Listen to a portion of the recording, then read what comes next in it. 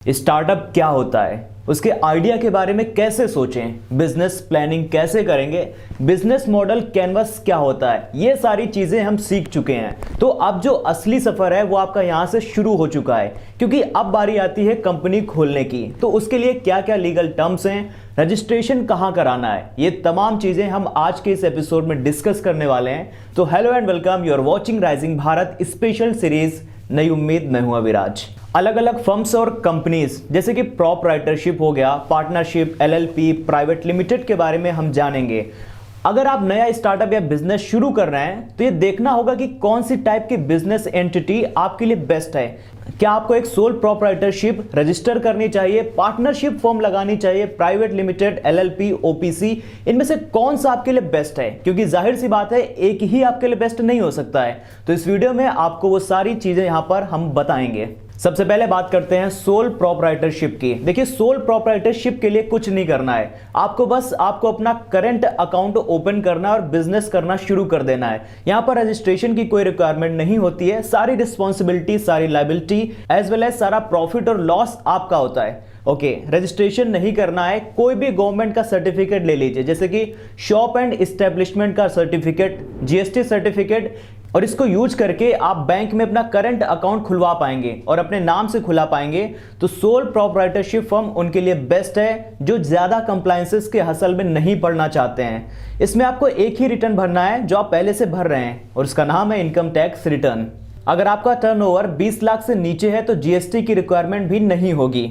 चलिए अब बात करते हैं पार्टनरशिप फर्म की। मान लो दो लोगों ने मिलकर बिजनेस शुरू किया। फॉर एग्जांपल, मैंने और मोहित ने मिलकर बिजनेस शुरू किया। यहां भी कोई लीगल एंटिटी नहीं है, लेकिन मेरे और मोहित के बीच में जो लीगल एग्रीमेंट हुआ है वो पार्टनरशिप एग्रीमेंट के आधार पर हुआ है। हम प्रॉफिट का रेशियो डिसाइड करेंगे कि 50-50 होगा, 60-40 होगा, या जिस भी तरीके से हम डिसाइड करेंगे और जो भी डिसाइड करेंगे।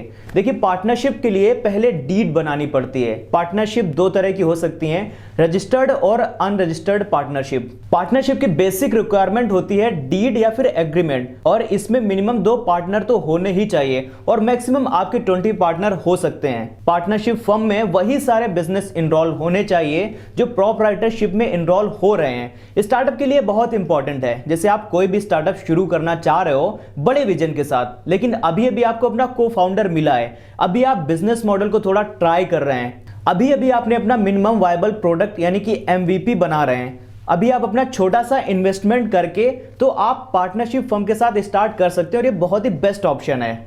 प्राइवेट लिमिटेड कंपनी, ये कंपनी एक्ट के अंडर गवर्न होती हैं और इसमें काफी सारे रूल्स और कंप्लायंसेस वगैरह आ जाते हैं। इसमें डायरेक्टर्स होते हैं, शेयर होल्डर्स होते हैं, एक प्रॉपर कंपनी का स्ट्रक्चर बनता है। इसमें प्राइवेट लिमिटेड कंपनी में मिनिमम 2 डायरेक्टर्स, 2 शेयर होल्डर्स होने चाहिए, और ये लिमिट मैक्सिमम 200 तक जा सकती है। इसका रजिस्ट्रेशन आप मिनिस्ट्री ऑफ कॉर्पोरेट अफेयर से करा सकते हैं। The next one is limited liability partnership, यानी कि एलएलपी के नाम से हम इसको जानते हैं। तो नॉर्मल पार्टनरशिप फर्म का ये एक इवॉल्व रूप है जिसमें पार्टनर्स पर लायबिलिटी लिमिटेड होती हैं। इसका भी रजिस्ट्रेशन होता है मिनिस्ट्री ऑफ कॉर्पोरेट अफेयर से, और आप अपनी कंपनी का जो भी नाम रखना चाहते हैं वो एमसीए आपको अप्रूव करके देता है। अब ये पार्टनरशिप है तो मिनिमम 2 पार्टनर तो होने ही चाहिए, लेकिन इसमें कोई अपर कैप नहीं होता है, आप अनलिमिटेड पार्टनर्स इसमें जोड़ सकते हैं। अगर किसी कंपनी में 2 डायरेक्टर हैं ही नहीं, यानी कि एक ही बंदा अपनी कंपनी शुरू करना चाहता है और प्राइवेट लिमिटेड जैसा एंटिटी बनाना चाहता है, तो सरकार ने उन्हें एक ऑप्शन दिया है, वो है ओपीसी का।